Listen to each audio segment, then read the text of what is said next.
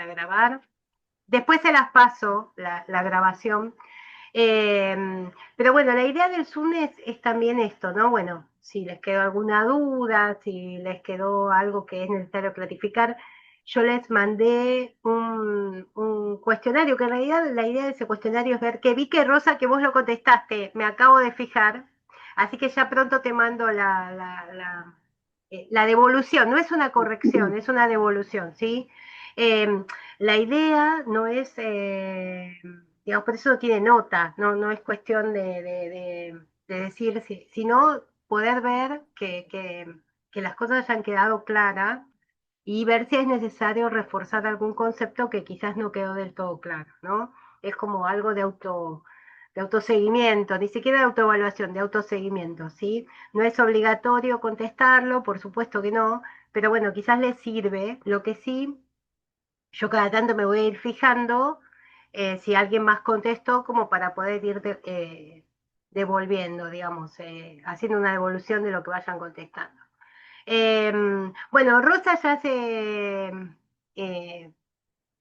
no se presentó, en realidad no estuvo contando lo que le parecían las charlas y lo que cosas, pero si podemos presentarnos como para saber más o menos quiénes están, qué hacen habitualmente, como que también a nosotros nos da idea de quienes damos la clase, digamos, también de lo que necesitan, ¿no? Hacia dónde apuntar un poco con lo que vamos dando, ¿no? También esa es la idea del Zoom. Y contar experiencias, porque no es lo mismo la experiencia de alguien que está como docente en un aula que aquel que está haciendo algo de consultorio, aquel que es un papá, una mamá, porque bueno, quizás lo que necesitan también es diferente, ¿no? Entonces, bueno, la idea del Zoom es también poder tener, y aprovechar que está Valeria, la doctora Valeria Marturano, para que también le hagan todas las preguntas, digamos, específicas, que sabemos que todo lo que tiene que ver con medicación a veces es como que trae como muchas dudas y bueno, aprovechemos que la tenemos para hacerle preguntas a ella también.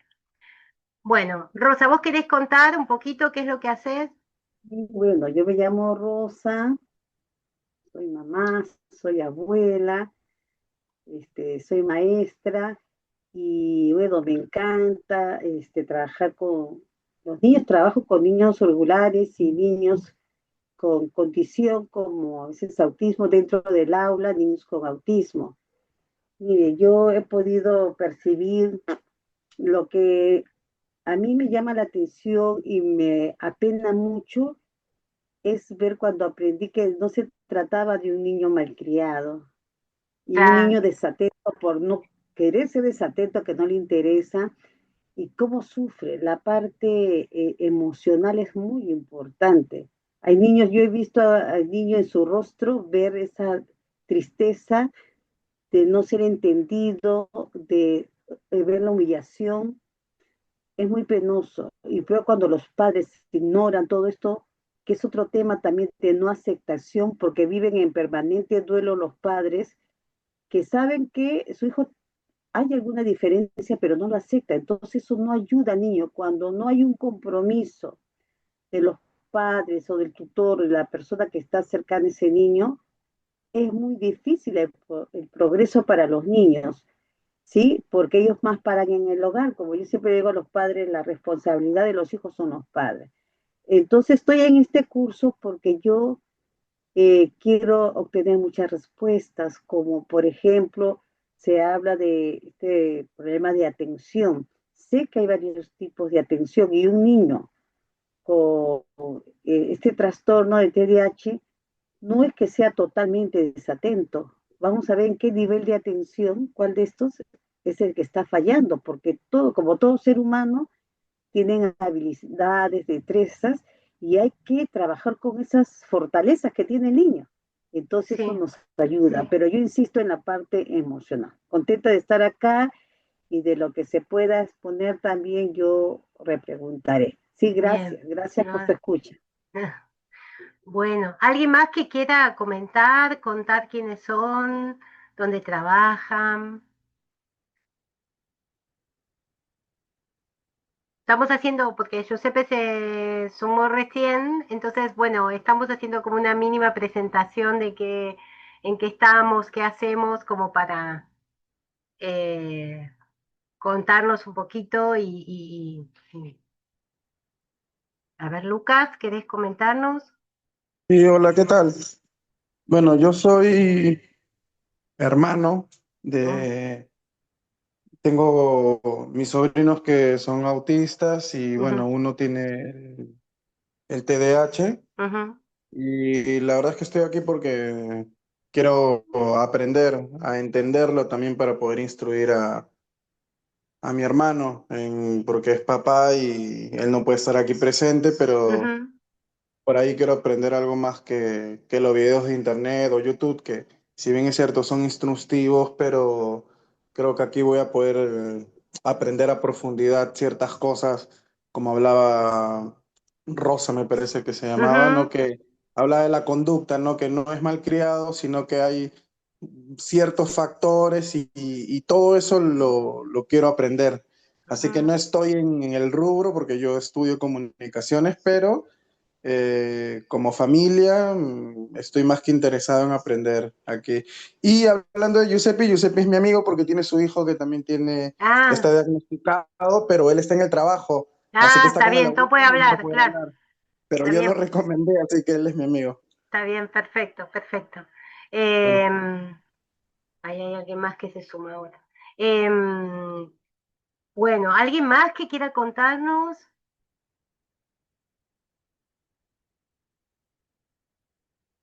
Mónica se sumó recién, te cuento, Mónica, en qué estamos. Estamos contándonos un poquito quiénes somos, em, como para tener una idea eh, para contarnos, para conocernos, digamos, para saber.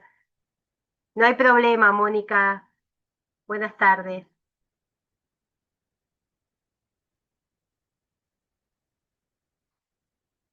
Les contamos a todos que estamos grabando este Zoom, porque bueno, si alguno se suma un poquito más tarde o porque si lo quiere ver después o si se tiene que ir y no puede, eh, o si no puede preguntar por el grupo, no puede hablar porque está en el trabajo o porque está en otro lado, también puede usar el grupo de WhatsApp para hacer alguna consulta. Em, es para eso el grupo de WhatsApp. El grupo de WhatsApp se abre cada tanto, digamos, en horarios. Y yo siempre me comprometo que quizás no enseguida, pero en el día van a tener una respuesta de mi parte. O bueno, si la dirigen a las otras personas que van a participar de esta diplomatura, también van a ir contestando porque son parte del grupo también. Porque bueno, a veces nos surgen las dudas en el Zoom, pero sí más tarde o repasando otra clase, no todos llegan al Zoom con todas las clases vistas, entonces bueno, eso también pasa. Eh, ¿Alguien más quiere presentarse? No es obligatorio, obviamente, pero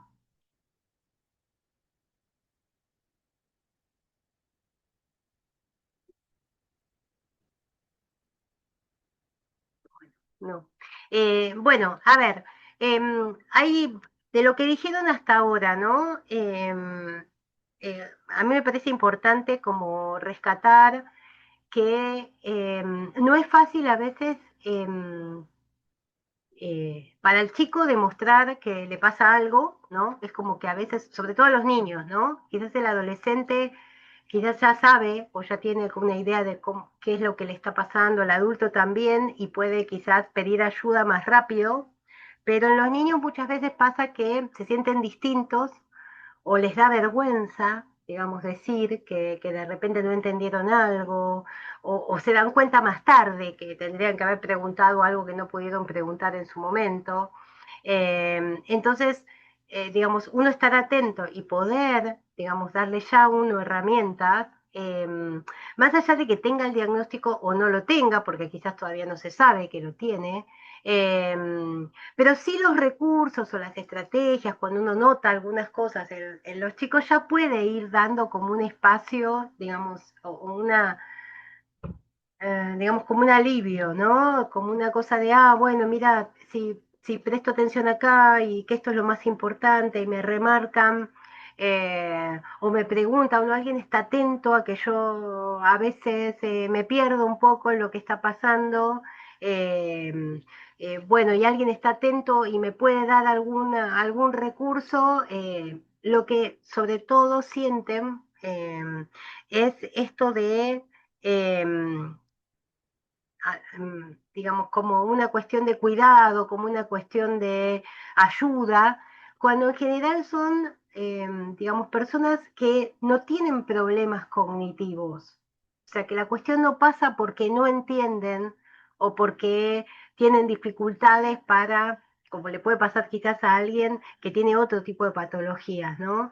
En donde en realidad la dificultad pasa porque no comprenden el lenguaje, porque no entienden las consignas, porque acá el problema es que se pierden porque no pueden seguir el hilo, porque no pueden focalizar, ¿no? Entonces, a veces el acercarse, el asegurarse que hayan entendido, que quizás que uno pueda darles lugar cuando trabajan en grupo a preguntar si necesitan algo, si entendieron, si pues ya eso genera como una situación que, aunque al principio alguno se pone nervioso cuando uno se les acerca, digamos, después empieza como a sentirse más cómodo, ¿no? Porque lo peor que le puede pasar a una persona es sentir que en la escuela, que es su segundo espacio, no está bien, no está cómodo, que es evitar que de repente sientan que fracasan continuamente. Valeria, ¿vos querés decir algo? Mm. ¿Qué tal? Bueno, si quieren me presento un poco porque por ahí cuando di la charla no dije bien qué hacía.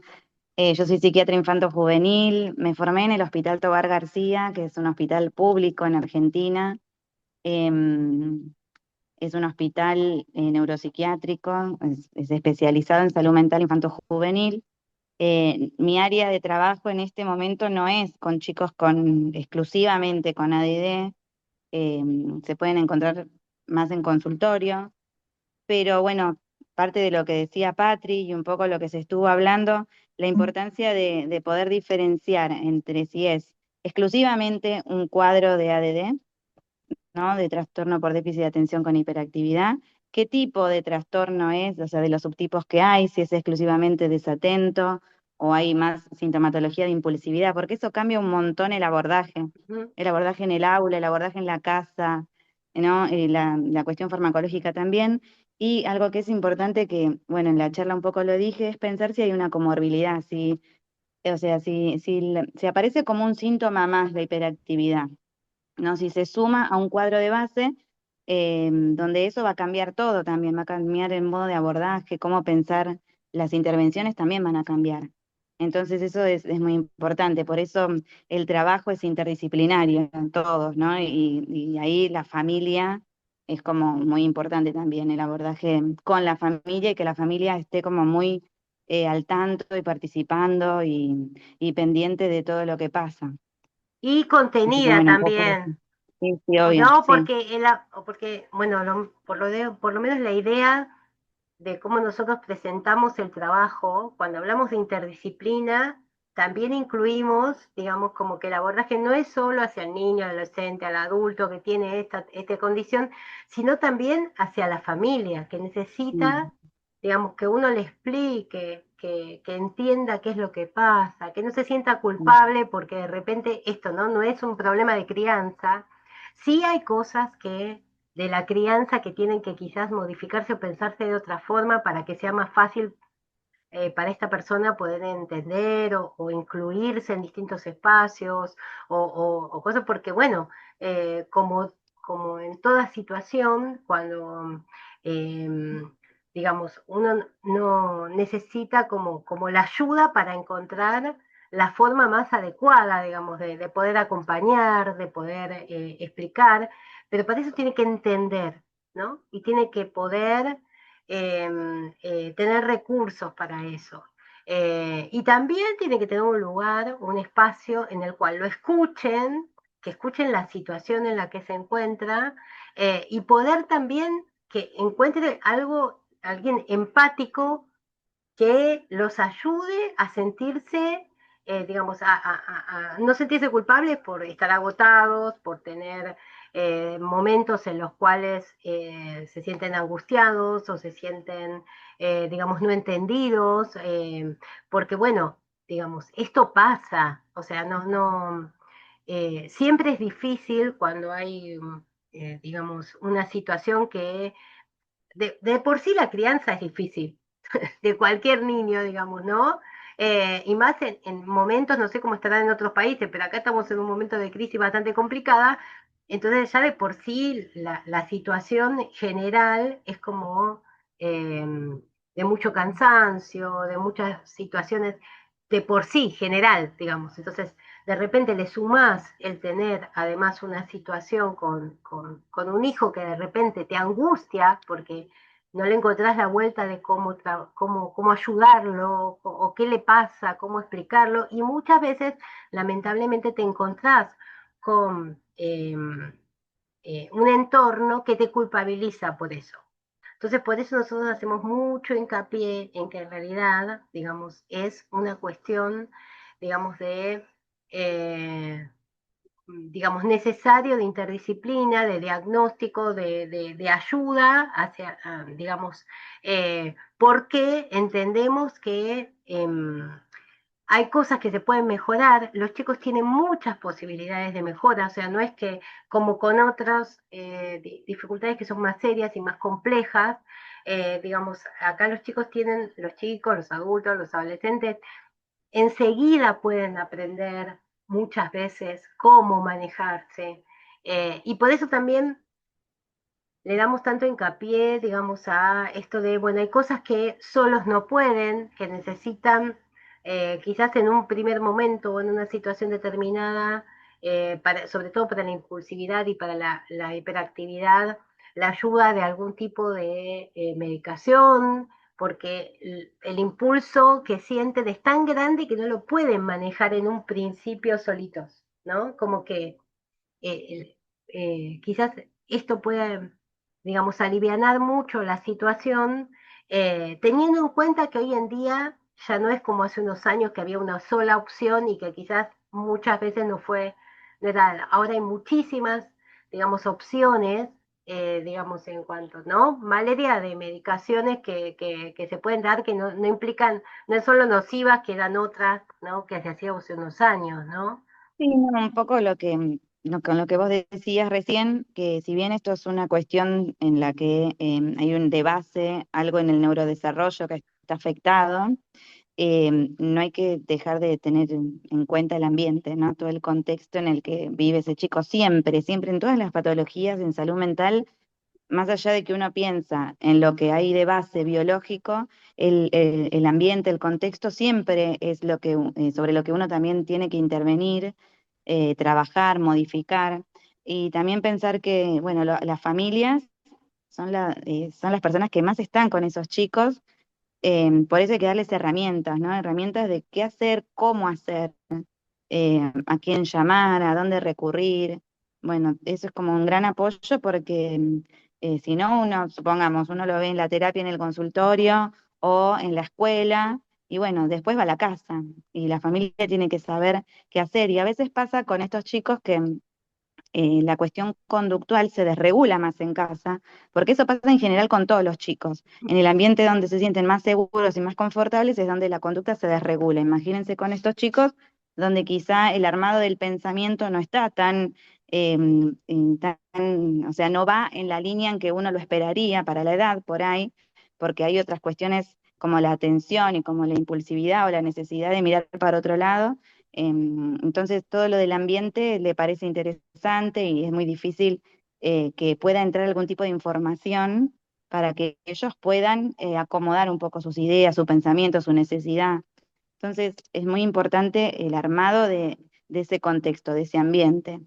Y después, bueno, sí, obviamente, medicaciones hay varias, no hay una sola, y siempre pensando el caso por caso. O sea, no siempre, por más que el síntoma sea el mismo, el contexto no es el mismo. Entonces no siempre es lo mismo para un síntoma igual, ¿no? Y, Por y, eso hay y que ir a ver mucho qué fundamental, hay abajo claro, también. y fundamental el seguimiento, ¿no? Siempre que hay, digamos, no es mágica la medicación, ¿sí? No es que de un día para otro se cambia todo, no es suficiente, no es lo único que puede hacer, es todo un combo, por eso hablamos de interdisciplina, ¿sí?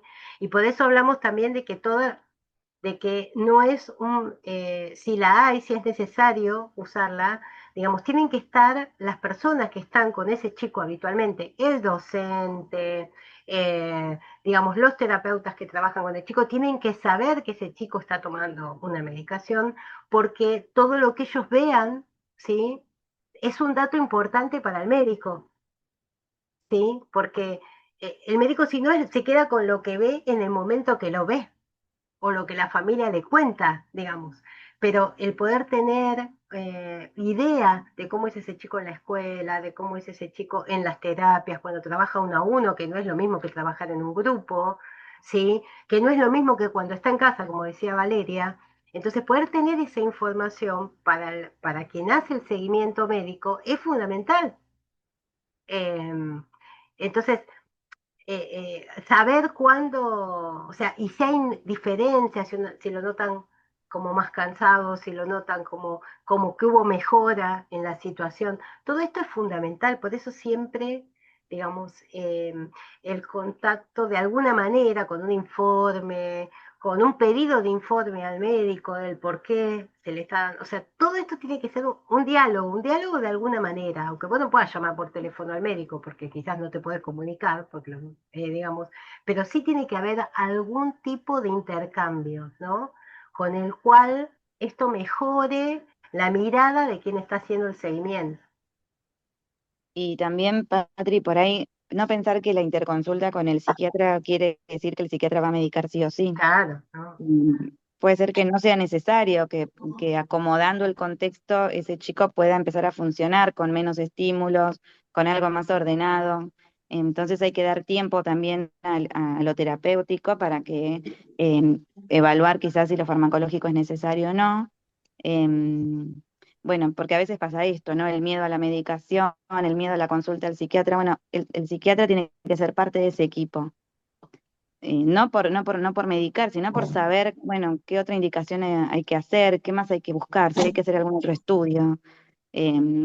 Siempre cuando son casos así, y siempre mayormente niños en salud mental, es importante que haya varias cabezas pensando y por ahí emitiendo opiniones de otras experiencias y demás de qué se puede hacer en cada caso.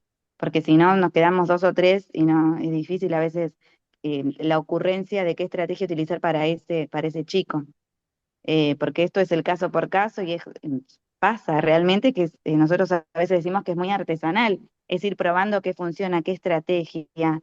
Bueno, esto no funcionó, probemos otra cosa. Entonces ir pensando en equipo qué estrategia es la mejor para cada caso. Ujú. Emily levantó la mano. Emily, ¿qué quieres comentarnos?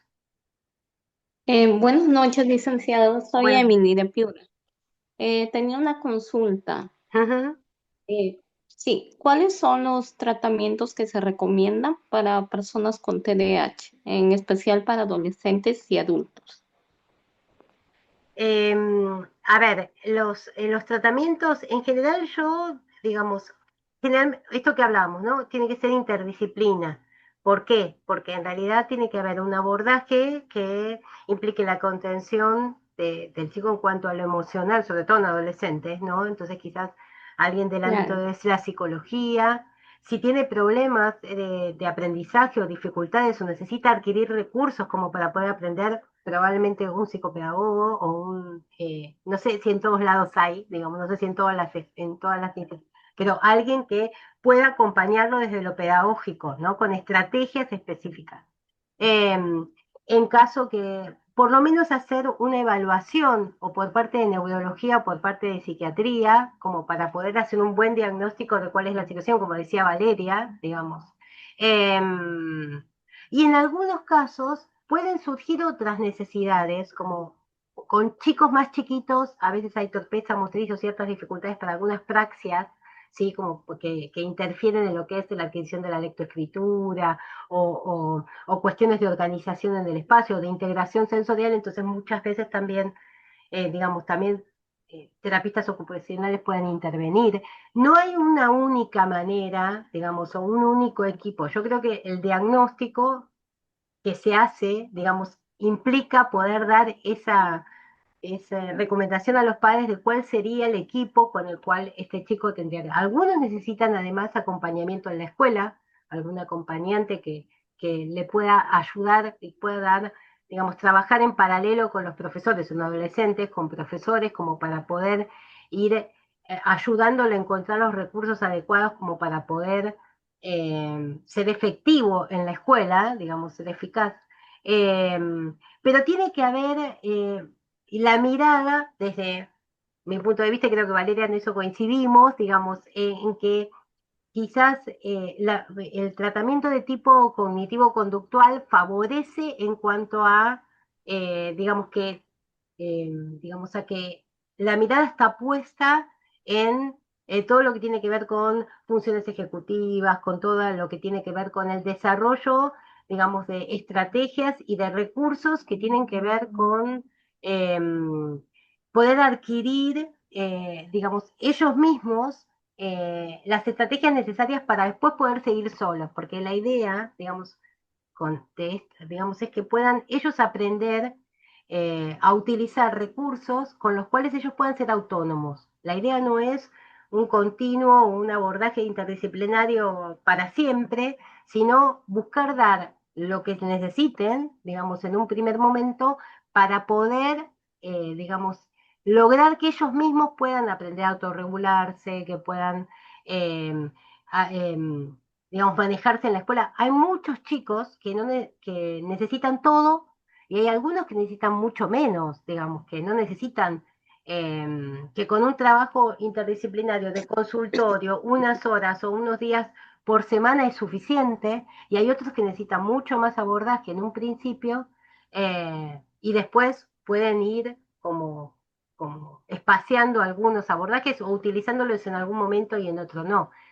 El problema es que si el adolescente llegó a la adolescencia sin ningún tipo de abordaje, es probable que sea necesario, digamos, con mayor cantidad de profesionales, porque necesita aprender mucho en poco tiempo para poder, digamos, lograr todo lo que no pudo trabajar anteriormente. Dependerá de cada caso. No sé, Valeria, ¿vos qué opinás?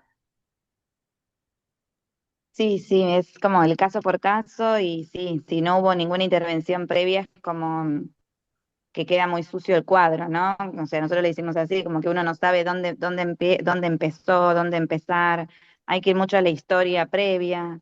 Si el caso está de cero en la adolescencia, uno lo encuentra en la adolescencia de cero, es muy difícil las intervenciones. Son chicos que ya hormonalmente funcionan de otra manera, las hormonas, imagínense que generan otro tipo de cuestiones emocionales, entonces ahí es muy diferente el abordaje.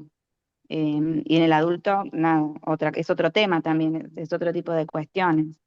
Eh, Agregar un poco, Patria, lo que vos decías del abordaje cuando son chicos y cuando en teoría se debería detectar, es un poco las cuestiones de los grupos de sociabilización, donde ellos aprenden estrategias, porque cuando hay más una cuestión de impulsividad, es muy difícil el acercamiento a los demás, a los pares, cómo jugar, cómo decir, cómo pedir, el poder ordenar en su cabeza todo lo que tienen que hacer.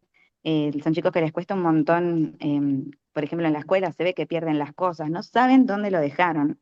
O sea, no es que sí, yo tenía tal cosa y no sé, no tienen idea. La goma, y no sé, nunca llevé una goma, por ahí dicen.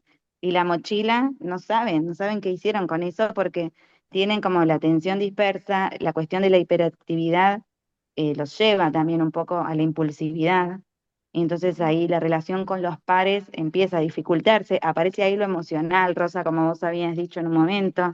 Son chicos que pueden percibir. Cuando lo pueden percibir, cuando no hay un cuadro de base, cuando no es una comorbilidad del ADD, pueden percibir que algo de lo que hacen genera un rechazo en los otros. Entonces, también a veces hacen intervenciones en las escuelas con los grupos, ¿no? Como ir a explicar de qué se trata lo que le pasa a él, que está haciendo un tratamiento. Bueno, son todos abordajes que se hacen, pero dentro de un equipo. Mm. Sí, una Emily, consulta, ¿no perdón, puede ser perdón, hermanita? perdón, Rosa. Emily, ¿te contestamos o...? Sí, gracias, gracias. Sí, Sí, todo bien. Muchas gracias, De licenciada. nada. El adolescente también está, o sea, ya el hecho de ser adolescente es una etapa compleja, digamos. Entonces, Sí, claro. para mí pensar en un abordaje psicológico, digamos, de contención, por todo esto que decía Valeria, ¿no? Por todo el tema de la relación con los padres, o sea, de por sí se hace como muy necesario, pero muchas veces, digamos, hay mucha resistencia por parte de ellos, digamos, porque bueno, ya ahí decide si el adolescente, o sea, un niño, uno puede como, aunque siempre hay que pedirles, o sea, siempre es importante la motivación y que el chico entienda por qué está en el lugar que está, pero un adolescente suele resistirse a participar, a hablar de sí, entonces digamos, se hace como fundamental, pero no siempre se logra. Entonces, a veces con un abordaje, digamos, de tipo así, como más cognitivo o más conductual, que no va tanto a, digamos, no solo a trabajar lo que siente, lo que piensa, sino también a, bueno, busquemos recursos para que te puedas comunicar con el otro, para que puedas hacer, ¿no? Quizás le es más efectivo y le es más motivador, digamos, y quizás genera mayor posibilidad de poder aceptarlo, digamos, ¿no? Porque a veces también es difícil que un adolescente acepte, digamos, la ayuda en ese momento, ¿sí? Claro, claro. Muchas gracias. Nada. Rosa, vos querías decir algo. Sí, sí, muchas veces he escuchado, ¿no?, comentarios que dicen, no, no, no, mi hijo se está medicando. ¿En qué tiempo se pueden notar los efectos, eh, o sea, positivos? Porque también he podido precisar niños que están totalmente, o sea, que no atan y desata, están como inmóviles, o sea, no perdieron totalmente el interés. Yo pienso que es una medicación excesiva o que no le va. No sé mucho de eso, pero es por la observación. Pero mi pregunta es, la primera, ¿en qué tiempo funciona esto? Y lo otro es en cuanto a la alimentación. ¿Qué importante es la alimentación en los niños con esta condición? Gracias. Bueno, un poco, Rosa, cuando uno, por lo que vos decís, no sé qué medicación está usando esa persona que vos viste así. Entonces depende de qué medicación estaba usando para que uno lo vea de esa manera que vos decís. O sea, no todas las medicaciones provocan el mismo efecto en todas las personas. Em, si uno usara exclusivamente metilfenidato, supongamos, el efecto se ve enseguida. De hecho, uno tiene que hacer una prueba terapéutica de hacerlo tomar y esperar a ver qué ocurre si no genera un efecto adverso como de generar una excitabilidad mucho mayor, ¿no? Una hiperactividad mayor, eh, y ahí uno puede seguir aumentando la dosis, si hiciera efecto. Eh, el tema que tenemos en psiquiatría, y sobre todo en psiquiatría infanto-juvenil, es que no toda la medicación funciona igual en todas las personas. Entonces es el caso por caso y es evaluar la dosis, sobre todo el metilfenidato, se evalúa la dosis, se evalúa esto, si funciona, cómo repartir la dosis, cómo funciona el hecho de repartir la dosis.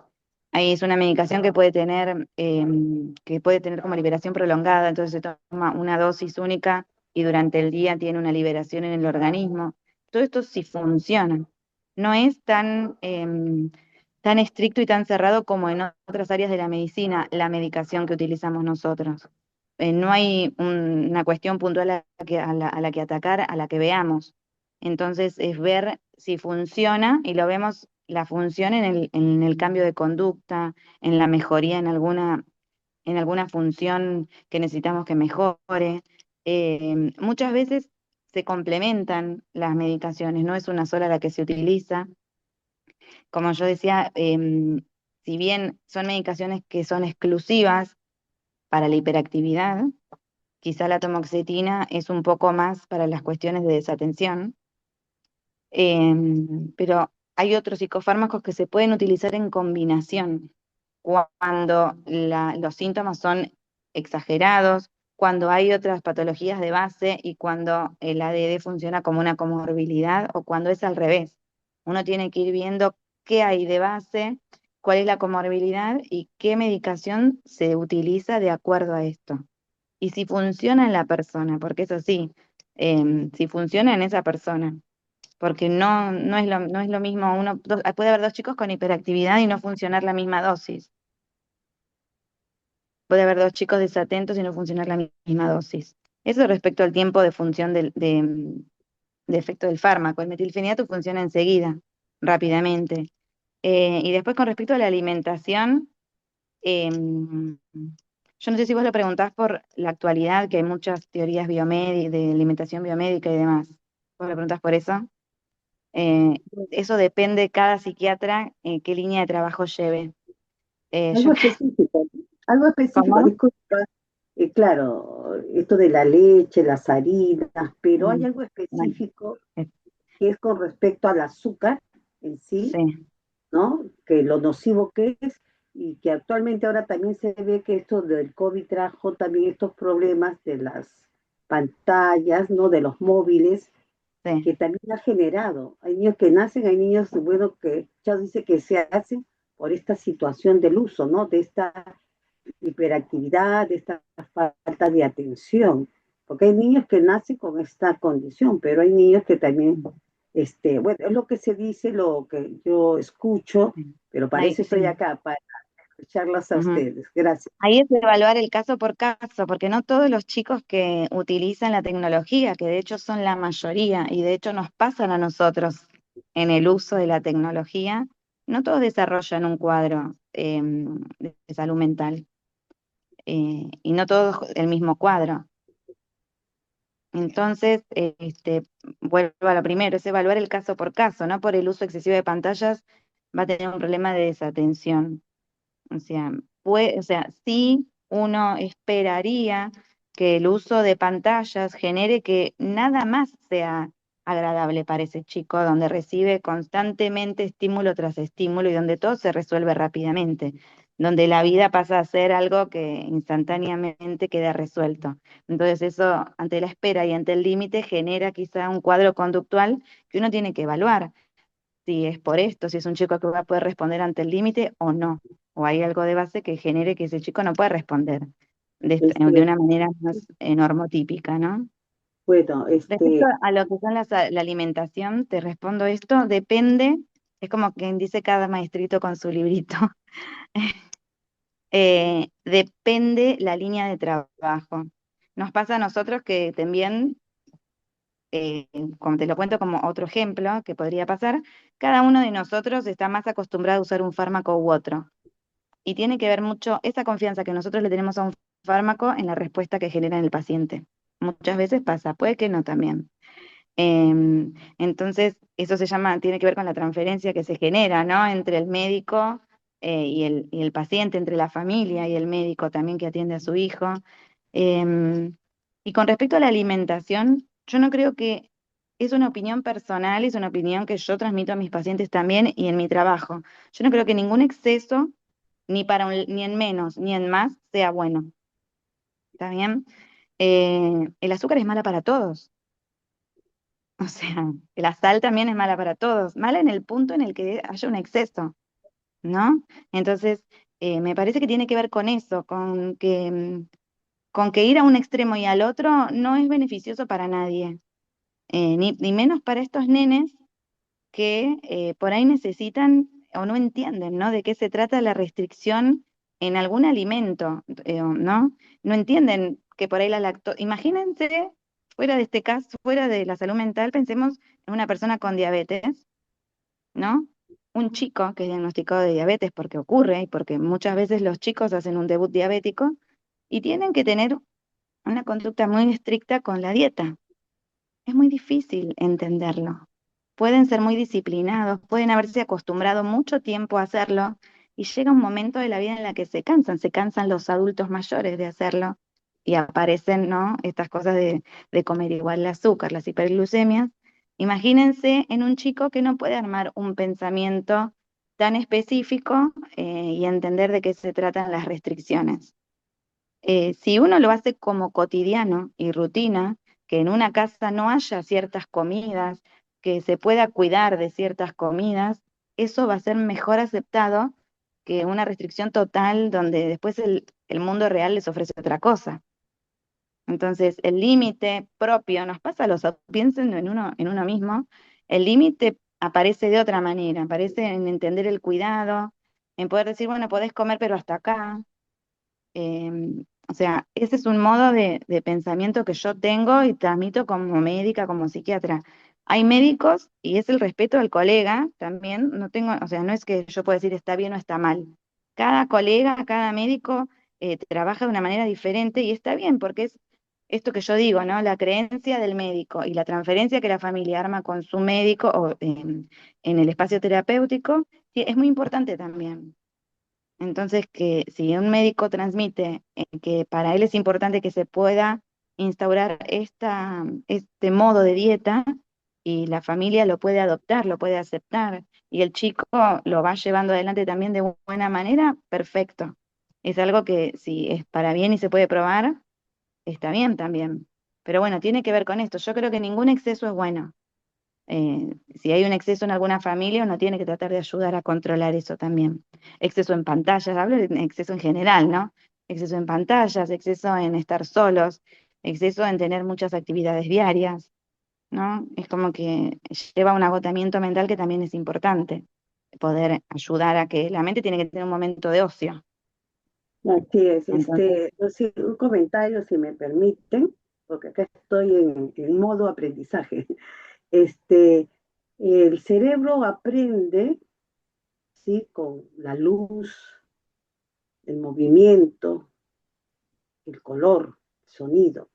Y estos, informaciones, juegos y todo lo que pueda haber que se nos presta, genera atención. Por ejemplo, una mamá me decía, no, pero si mi hijito viene a la pantalla, aprendió las vocales, sabe escribir y, bueno, cosas. Y cierto es, porque no podemos negar la funcionalidad, la importancia y actualizarnos.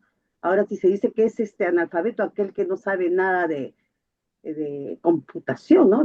Entonces, eso es importante, pero sé, y personas cercanas, que hay niños que están horas, así, de todo el ujú, día, y el COVID en una parte lo trajo esto, pero también viendo las estadísticas también de padres jóvenes, que les cuesta, les es difícil asumir una responsabilidad, entonces se ha llegado a esto, de tener niños así, de pañalito, habiendo el móvil. Y yo lo veo en el aula, cuando ya se trata de que un niño, ¿no? Por ejemplo, haga una lectura o un dictado, le cuesta hacer, o sea, tener ese momento de atención. No es que sea imposible, le cuesta prestar atención en cualquier materia, salvo aquellas cosas que cada individuo, todos nosotros estamos incluidos, en que tenemos habilidades. Pues una de las preguntas era con respecto a la atención. Dice, este niño, dice, no, es desatento, ¿no? Y la atención es como, ustedes deben saber, la atención es una, ¿no? Está la focalizada, entre otras, ¿no? Entonces, a eso iba mi comentario. Yo pienso que sí, también el Internet es importante y aparte que, hablando con el oculista, porque yo por la necesidad de trabajo paro en la pantalla, este, la vista tremenda. Con respecto a la alimentación, yo pienso que simplemente he rogado yo esto, ¿no? Ya sea un abogado, cualquier profesión, y a veces yo un poco renuente a veces con el psicólogo, que es importante, porque yo digo, si un psicólogo es ateo, se tiene que pensar, o sea, utilizar la psicología para sí, para, si va una persona creyente, yo no le voy a decir, no, ¿qué estás creyendo? O una persona que cree que la infidelidad no debe de una vez y ya no hay otra, entonces, ¿cómo yo abordo a mi paciente? Entonces, ahí está la equidad, el sentido común, el respeto, la ética y el valor para con el otro, ¿no? Qué importante es eso. Entonces yo digo, cuando van estas personas, blancos, con muchos problemas, pero blanco, ¿qué saber hacer? Imagínense esa influencia. Y el yo la he visto, ¿no? Entonces, un cambio de actitud radical que ya no tanto es eso, ¿no? O como hablaban ustedes de la transferencia. Ese es un comentario. Y con respecto a la alimentación, bueno, ahora ya tenemos pues todos estos productos y la grasa, Estados Unidos pues, es los que nos lidera, ¿no? En obesidad. A eso yo más me refería específicamente, claro, con los niños TEA, con el intestino, el estómago impermeable, y ahora que sabemos que al estómago o al sistema digestivo, otros creen que ya es el primer, dice, escuchaba ahí a un psiquiatra que decía, no, ya el cerebro, ya yo diría que está acá abajo, no está arriba. De eso dependen nuestras emociones. O sea, con respecto a la alimentación, qué importante es, porque ahí tenemos los neurotransmisores. O sea, depende yo cómo me alimente para yo también estar, de repente uno está mal con cólicos o infección y me pongo irritable. Ahora Sí, ya podemos explicar, ¿no? ¿Por qué sí. estamos de esta manera? Yo Sí, creo Rosa, que que no es lo mismo, que no es lo mismo que que cuando yo te pregunté, no es lo mismo que vos me dijiste que querías que te conteste. Nada, en la vida todo tiene que ser equilibrado y la dieta equilibrada tiene que estar siempre para todos. No tiene que ver con que sea TEA, que no sea TEA, que tenga ADD, que tenga un trastorno psicótico. Bueno, me parece que el orden está en todos lados. Y bueno, muchas veces, eh, o sea, depende del caso, por eso depende del caso. Hay chicos que no cuentan con un orden familiar porque depende también el ámbito social, ¿no? Entonces es muy difícil el orden en este punto, pero sí, obvio, todo el organismo debería funcionar adecuadamente en un equilibrio, ¿no? Ningún exceso de grasas, pero bueno, me parece que tiene que ver con esto que también hablábamos antes, con el contexto, ¿no? Con poder ayudar a esta familia, ¿no? Que trae al nene a la consulta y armar un poco el contexto de la situación, del caso, ¿no? Nosotros lo llamamos el caso porque no es el chico solo, sino que es todo lo que pasa alrededor del chico, es la escuela, son los amigos, la familia, la herencia que trae, bueno, tiene que claro, ver con todo pero esto. yo creo que también Valeria lo que se refería cuando, digamos que tampoco, precisamente si uno se pone a pensar, digamos, el contexto en el cual el chico se encuentra y se da cuenta de que a veces, por eso decía, hay médicos que en realidad tienen como una idea de esto hay que hacerlo así, ¿sí? Y el tratamiento es así. Y a veces someten a algunas familias a situaciones de muchísimo estrés porque las cosas hay que hacerlas así, no teniendo en cuenta el contexto, porque es verdad, o no sé, en el país donde está usted, pero digamos, a veces la alimentación sana es carísima, ¿sí? Entonces, si no está bien explicado cómo hacerlo, ¿m? Porque por eso es una educación hacia a la buena alimentación, entendiendo que no te tenés que poner pero a veces, digamos, a los alimentos sanos implican muchísimo tiempo de las familias de poder armar alimentos con determinadas cosas, que no sean las cosas compradas, que no sean... Y en realidad eso provoca mucho estrés en una familia que ya está estresada de por sí. Entonces las cosas son de alguna manera evaluando la situación en la que se encuentra cada familia y qué pueden hacer y qué es tan fundamental. O sea, ¿no? O sea, creo que esto también es acompañar, entender, empatizar con la situación. Digamos, no nada garantiza que porque el chico no coma nada de azúcar mejore su situación de un día para otro. O sea, puede ser empeorarla terriblemente porque en realidad es cambiarle toda una rutina a un chico que todavía no puede aceptar tantas cosas de golpe, digamos, tantas Los excesos, diferencias. claro, los excesos son diferentes. Sé de casos Claro. de que han muerto por quitarle el sodio, porque necesitaban entonces la inexperiencia o sencillamente no se tomó en cuenta diversas situaciones y el niño necesitaba sodio. Pues Eh, cuando eh, nosotros vamos con un problema, lo claro, primero que nos bueno, pide es sodio, porque pues, la sal regula. Ahora, el desuso o el abuso, ¿no? O sea, claro, tanto como decía la licenciada Valeria, los excesos, los extremos son los que nos hacen daño. claro. yo claro, pienso que lo importante es ir concientizando, ¿no? Porque claro. va deprisa en cambios que no siempre son los más favorables, pero concientizando y cada uno en el lugar que ocupa, con la profesión que tiene, creo que podemos hacer cambios importantes para todos, desde lo Sí, más sencillo. y la cuestión es quizás hablar sobre estas cosas, que bueno, consulta a tu médico de cabecera y preguntarle si no sería bueno hacer alguna cosa, pero sin dar, no, porque tal cosa se...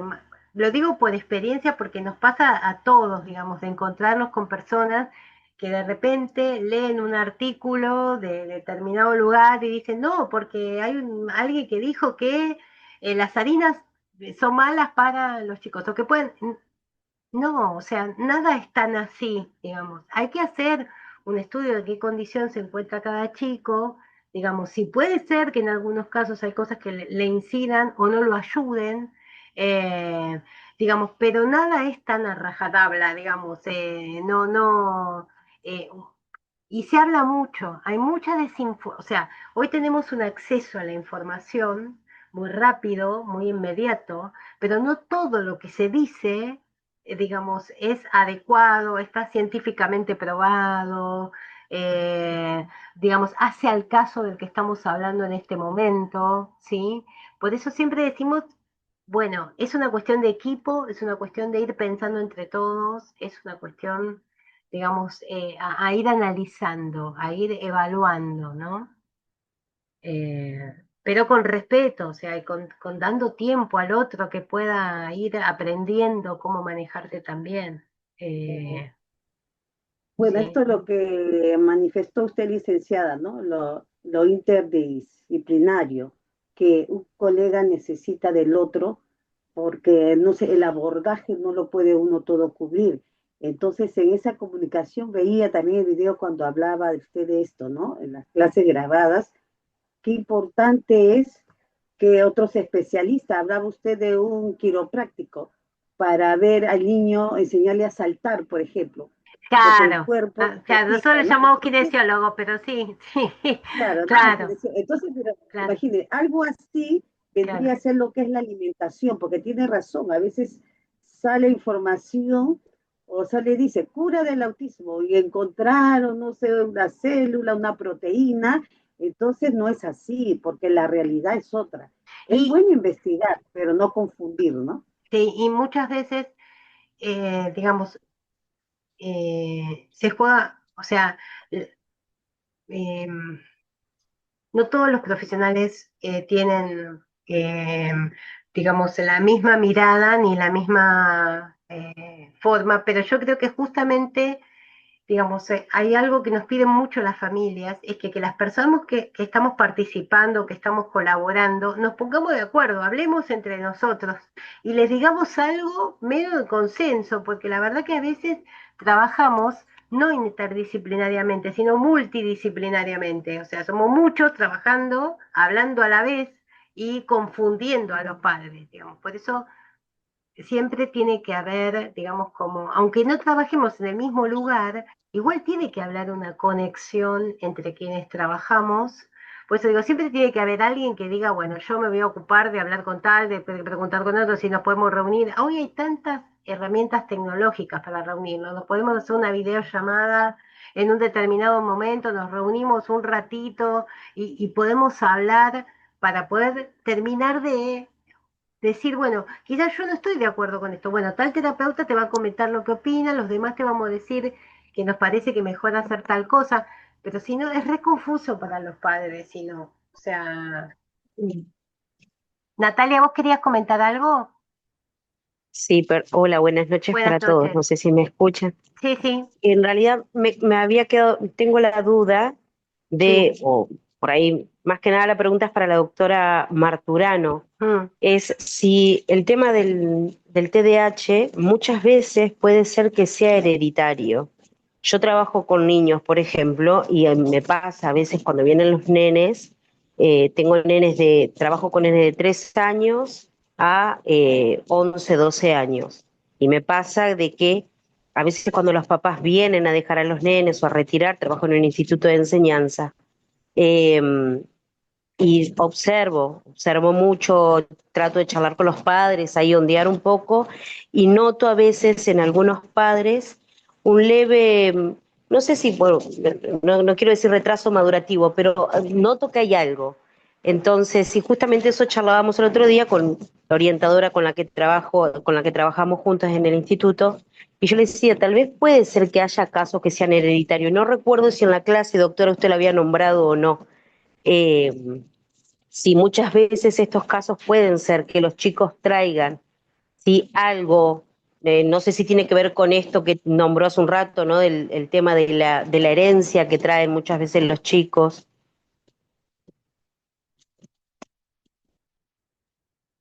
Bueno, a ver, no hay una herencia así que uno diga sí o sí va a ocurrir, ¿no? De una generación a otra, pero sí que hay una tendencia biológica a que el cuadro se desencadene. Em, y tiene que ver con lo que ocurre ambientalmente en ese chico. No es lo mismo un hijo que otro hijo, ambientalmente, por más que parezca que sí. Entonces, la herencia tiene que ver con eso, con lo que uno biológicamente trae, porque al ser una patología del neurodesarrollo, Sí. hay algo que quizá puede ocurrir, que genéticamente esté determinado, pero no se conoce un gen que sí o sí lo hereden y demás aún. Muy bien, gracias.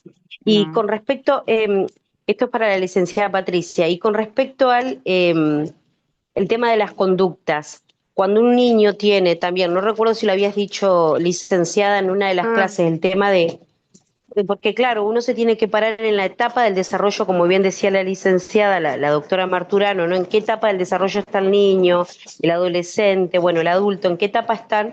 Porque en función de eso también uno analiza y ve la conducta. Pero también no, yo he estado observando, hay un nene particularmente que le pasa esto del control de esfínteres. mm. Y lo charlé con la mamá y la mamá dice, no, lo que pasa es que la mamá me salió diciendo con que no, es que está todo el día, como decía la compañera Rosa, que decía que están mucho con la tablet, con la tecnología, entonces quiere estar todo el día jugando, quiere estar, no se queda quieto, entonces se olvida que tiene que ir al baño, se hace encima. Eh, entonces yo le dije, mira, mamá, yo te recomiendo por ahí que lo veas con un especialista, claramente que con el médico clínico primero, para ir descartando cosas orgánicas y demás, etcétera, etcétera, o si hay algo clínico de base. Pero sí la animé, le recomendé. Pero me quedaba la duda si esto es parte también, esta conducta de la falta de que uno tiene el control de esfínter en los niños o en los adolescentes, si tiene que ver también con esto. Digamos, a ver, todo lo que implique la adquisición de hábitos, Valeria, decime vos también, digamos, pero todo lo que implique la adquisición de hábitos. El control de esfínteres es algo que uno aprende, ¿sí? O sea, es algo del desarrollo que se tiene que dar, ¿sí? Pero lo tenés que aprender, ¿sí? Tenés que aprender a descubrir, digamos, tus sensaciones y a entender cómo manejarte frente a esas sensaciones, ¿no? Cuánto tiempo esperar, cuánto no tiempo, o sea, en, nadie, digamos, para poder controlar esfínteres, alguien te enseña a controlar esfínteres, ¿sí? Sí, claro. Se logra el hábito luego de que hay una enseñanza específica de cómo lograr el hábito, ¿sí? Entonces, si tenemos o sea, es probable que estos chicos tengan más dificultades para adquirir el hábito, eh, Ujú. pero en realidad lo que hay que descartar es que haya algo que está complejizando que esto se adquiera. O sea, por eso nunca hay que dejar, o sea, no es que la desatención va a generar la dificultad en el hábito, la complica, pero se supone que lo tiene que poder adquirir Ok, igual, ¿sí? O sea, está bueno lo que vos le dijiste en cuanto a, bueno, hacer la consulta con el médico para descartar que no haya otra dificultad, ¿sí? Porque muchas veces, digamos, la desatención puede hacer que algo se complique, digamos, pero un chico que no controla esfínteres esperando que lo logre, por eso la charla lo que decíamos es, bueno, puede tardar un poco más en adquirirlo, pero adquirirlo lo tiene que adquirir, o sea, no hay, por lo menos en el cuadro, no hay nada esperable, por lo cual hay otros cuadros que sí, que realmente tienen implica, digamos, una dificultad a nivel del sistema nervioso que le impide o que le dificulta digamos, el logro, digamos, porque quizás no concientiza la necesidad o porque una cosa. No es el caso, digamos, estos chicos deberían Bien, poder controlar el esfínter. ¿Está bien lo que dije, Valeria?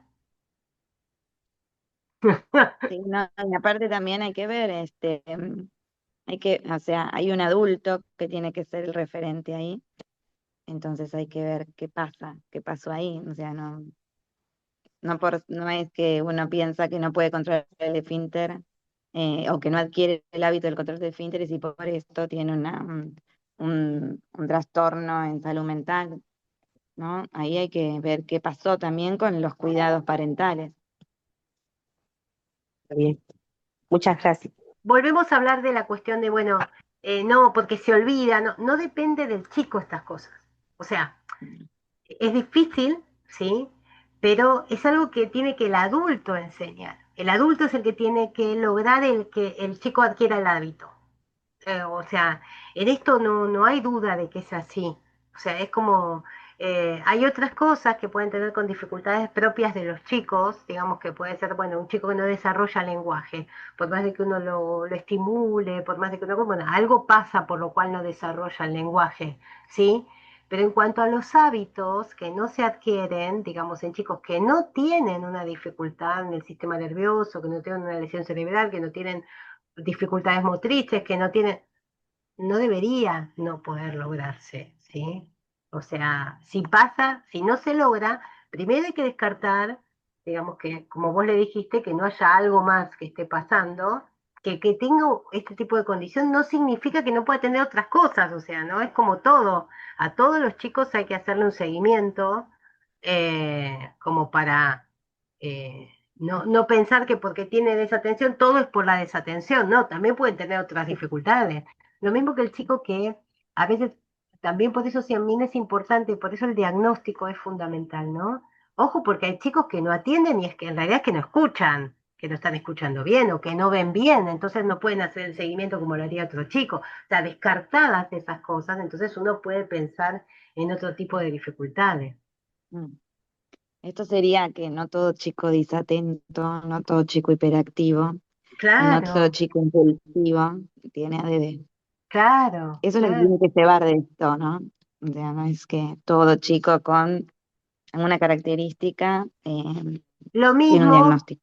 lo mismo que es verdad que hay una edad del chico chiquitito que es desatento, que es impulsivo, que es, o sea, porque es lo típico del desarrollo y que hay chicos que se nota más y hay chicos que se nota menos. Lo mismo que hay chicos que son torpes porque se están habituando a su cuerpo, quizás son más grandotes o más, entonces parece que son agresivos y en realidad lo que son es que no, todavía están aprendiendo cómo manejarse con el cuerpo, ¿no? Y eso, o sea, quienes trabajan con nenes muy chiquitos saben que esto es así, que no siempre tiene que ver con una cuestión de un trastorno en el chico. Pero yo siempre digo que frente a la duda del padre que viene y te dice, ay, no sé cómo solucionar esta cosa, bueno, por la duda descartá, o sea, digamos, ¿no? Total no hace, o sea, trata, nos dice, mira que esto puede ser algo normal, pero bueno, si vos te querés quedarte más tranquila, vayamos haciendo un seguimiento, vaya, o sea, acompañemos y no desestimemos, porque sin angustiar, ¿no? Preocuparse no significa angustiar al otro, significa solamente acompañar en esta pregunta. Bueno, no hacer, no, tu pregunta no tiene sentido o no es adecuada, no. Si nosotros notamos cosas en el chico y el padre viene diciéndote que también las nota, bueno, vayamos encontrando a ver qué puede estar pasando, qué puede estar haciendo. Mira, yo te muestro que cuando está acá, en realidad acá yo no lo veo tan así, quizás el ámbito, muchas veces en la escuela, digamos, las reglas claras de la escuela, ¿sí? Ayudan a que los chicos sean, que estén más atentos, a que estén más acomodados. Entonces puedes decirle al padre, mira, lo que pasa es que acá, digamos, a él le queda claro que tal cosa se puede y tal cosa no se puede. Digamos, quizás en casa habría que ver si podemos hacer algo, si pueden hacer algo así, como que bueno, la regla de casa, acá en el jardín muchas veces pasa, ¿no? Que te dicen en el jardín levanta la mano para pedir, en casa es un torbellino, bueno, porque acá si no levanta la mano no pasa nada, o sea, no, es como si no nos dijera nada. Estas cosas de regla, a veces hay que ayudar muchos, a muchos papás, digamos, a entender la importancia de las reglas, digamos, ¿no? Eso también o sea, ponerle un límite a un chico, ponerle una regla a un chico, no significa que estás coartando su libertad. O sea, esto lo ayuda a crecer. La vida tiene reglas, la sociedad tiene reglas. Entonces es necesario que las aprenda. A algunos les cuesta más poder hacerlo, ¿no?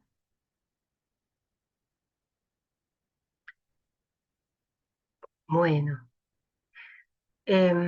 Bueno, me encantó, la verdad que surgieron cosas muy interesantes. Me parece que esto, no sé a los demás qué les ha parecido, digamos, pero el encuentro y el poder hablar así, como que cada uno plantee sus situaciones que vive o cosas, genera como la posibilidad también. Yo por lo menos hablo por mí, no siento que tenga las respuestas para todo, digamos, ni nada por el estilo, digamos, solo es el poder dar digamos, hacer comentarios a partir de la experiencia que uno ha tenido en el trabajo con personas con este trastorno, eh, y bueno, y fundamentalmente es poder, digamos, intercambiar y que bueno, que les pueda servir para las situaciones en las que se encuentran. Eh, ya se nos está acabando el Zoom, digamos, el segundo Zoom. Este no va a ser, este es el primero de varios, o sea que vamos a tener dentro de un tiempo otros encuentros. Eh, ya a partir de la próxima semana vamos a tener otros temas, vamos a ir agregando. Yo les quiero decir que hasta ahora estuvimos haciendo como una caracterización, ¿no? Y viendo algunas cosas, ya las próximas clases va a estar con nosotros la licenciada Vanessa Setti, que les va a estar comentando primero qué es la integración sensorial y después cómo se ve, o sea, qué dificultades pueden aparecer en estos chicos en relación con la integración sensorial y los recursos que se pueden poner en práctica. Después vamos a hablar de problemas, lo que puede hacer, cómo trabajar para las familias, digamos, en cuestiones de conducta que podemos encontrar. Y ahí vamos a volver a tener otro Zoom en el cual también nos va a acompañar la licenciada Vanessa Setti para que también le puedan hacer todas las preguntas que les parezcan. Pero como siempre les digo, tienen el grupo de WhatsApp por si ahora después termina la clase y se acordaron de algo o ven una clase y se dan una pregunta, háganlas las preguntas porque a nosotros eso nos sirve también para ir, es lo que queremos interactuar con ustedes, ¿no? Y poder ayudarlos. Así que, bueno, esperamos todas las consultas y nada está mal ni preguntarlo ni nada. Y bueno, les agradezco muchísimo el que hayan estado hoy. Bueno, Valeria, muchas gracias también por participar. Un placer, como siempre. No, gracias a ustedes, gracias a vos, Patri, siempre. Y bueno, nos vemos el próximo Zoom, ¿sí? Si les parece. Sí, genial. Muchas Muchas gracias. gracias, Gracias a licenciada. ustedes, muchas gracias por haber Gracias, estado. doctora Muchas licenciada Marturano. Valeria. Adiós. Chao. Muchísimas gracias. Bendiciones para ustedes. Gracias Gracias. igualmente, que sigan bien. Gracias. Gracias. Hasta luego. Hasta Bendiciones. luego, bendiciones.